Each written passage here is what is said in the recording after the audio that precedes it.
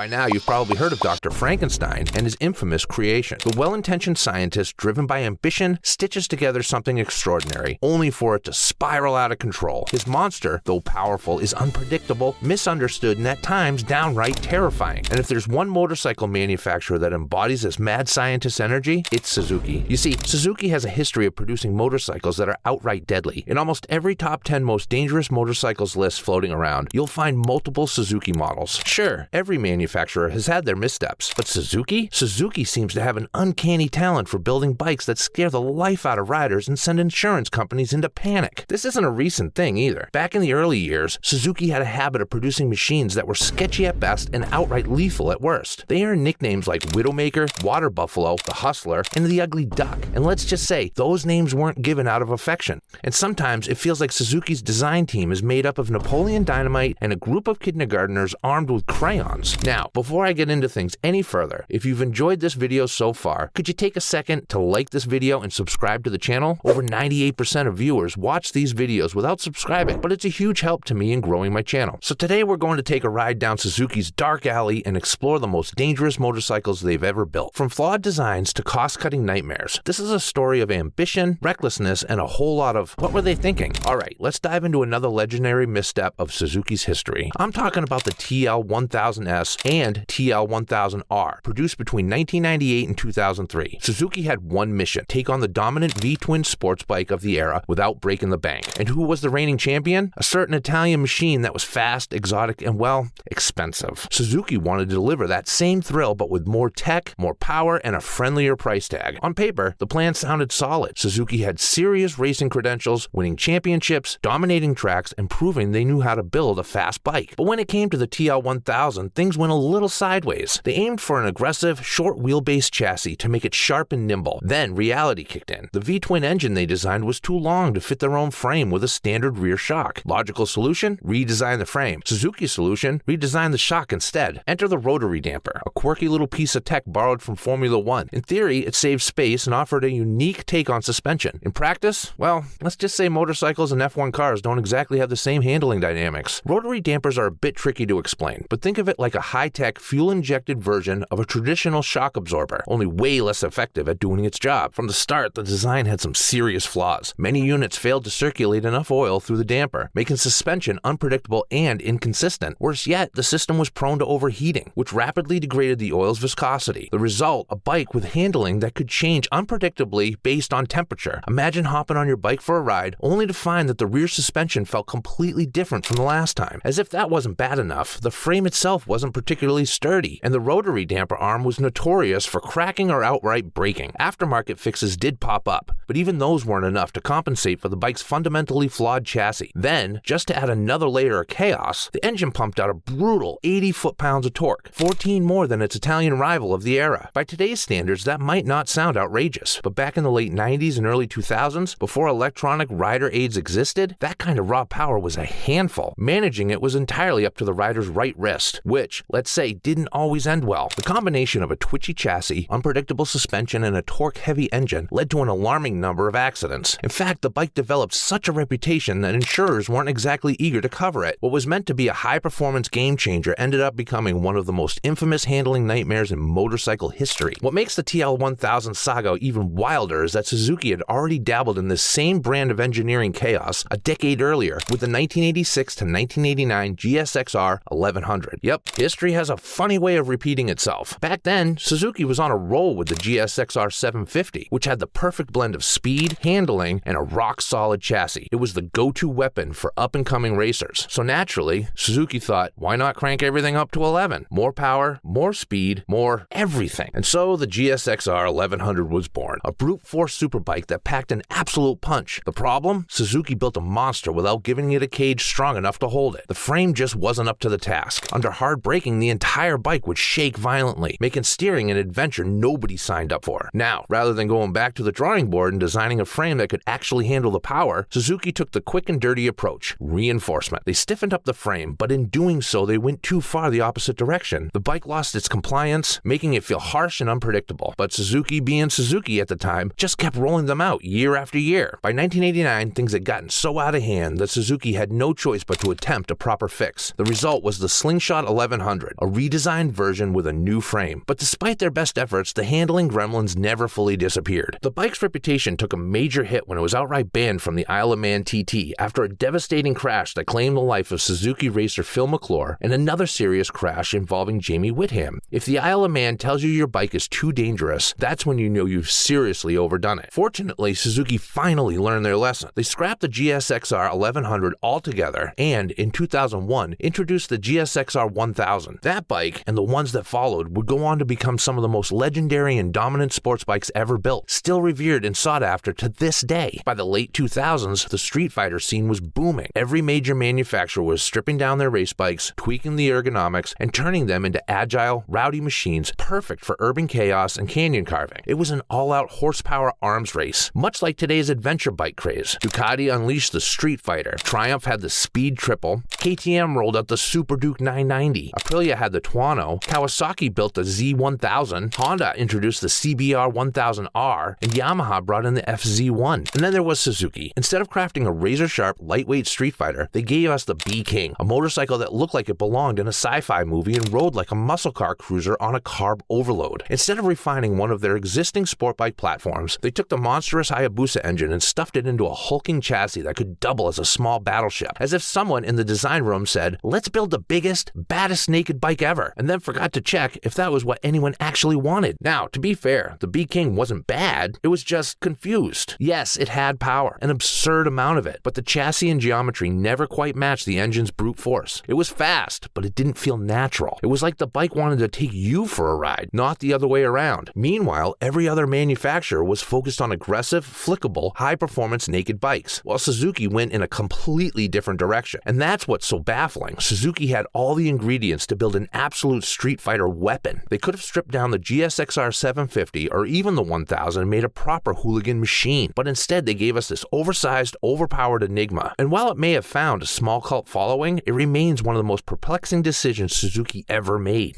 And now, let's wrap things up with a true legend of disaster, the TM400 Cyclone. This bike is so infamous, so unpredictable, that it earned a reputation as one of the most dangerous motorcycles ever built. If there was a Hall of Fame for bikes that actively tried to kill their riders, this thing would have its own wing. Now, what can I say about the Cyclone that hasn't already been said? Probably not much, but I'll give it a shot. When the TM400 hit the scene in the early 1970s, motocross was an entirely different world, one where Japanese manufacturers were still trying to prove themselves. At the time, if you were serious about dirt racing, you were riding Husqvarna, a CZ, or maybe a Maiko. Japanese bikes were seen as second-rate compared to the dominant European brands. That is until the Suzuki showed up with the RN71. With factory riders Roger DeCoster and Joel Robert at the helm, Suzuki's works machine turned the motocross world upside down. These bikes were light, fast, and most importantly, winning. And back in those days, world motocross was the absolute pinnacle of dirt racing. It was the MotoGP of its time. Big money, big risks, and nothing held back. Suzuki,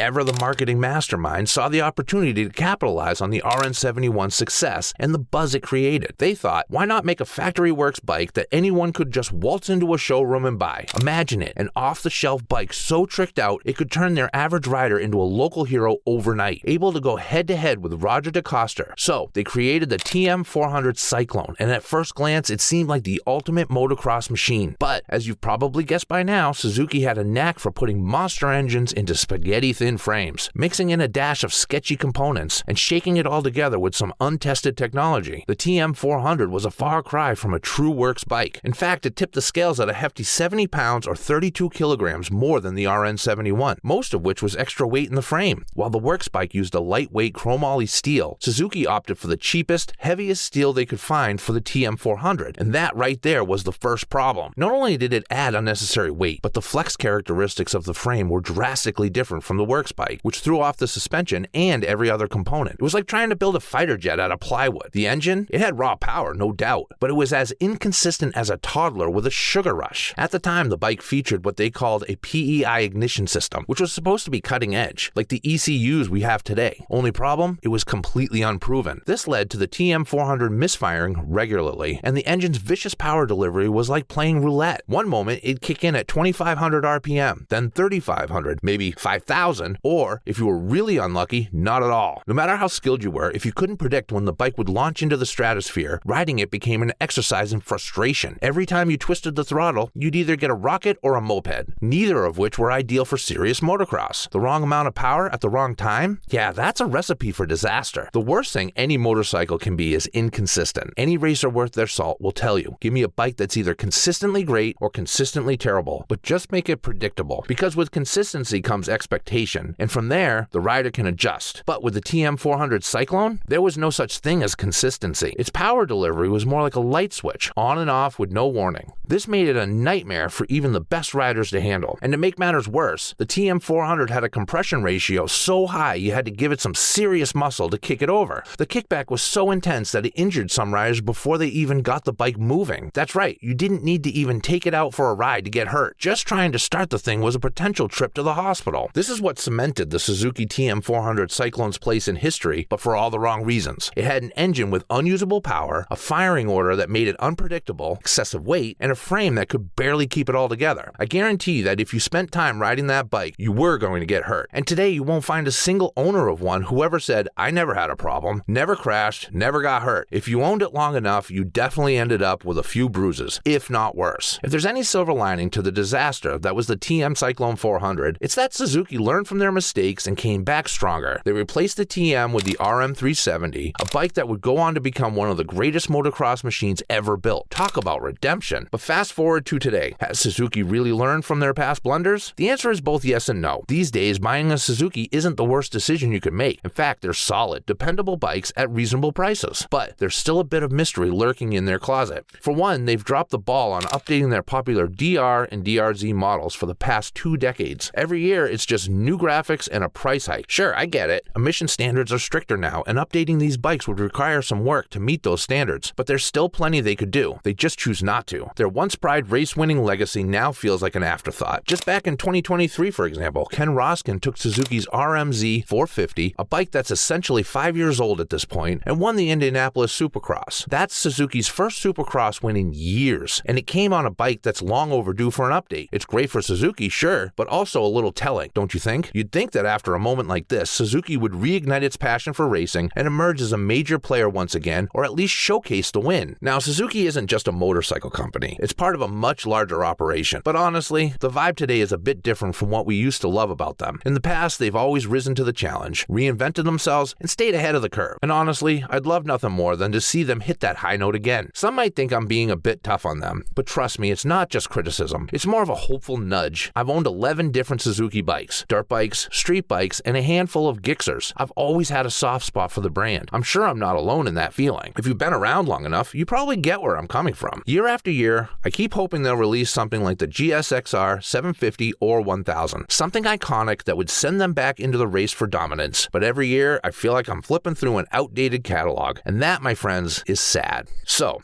as we wrap up, I'm sure you have thoughts to share. Drop your questions, opinions, agreements, disagreements, or any criticisms you have about Suzuki down in the comments. I'll be back next time with more two-wheeled madness, so don't forget to like and subscribe. Until next time, ride safe, ride fast, and keep chasing the horizon. See you in the next video.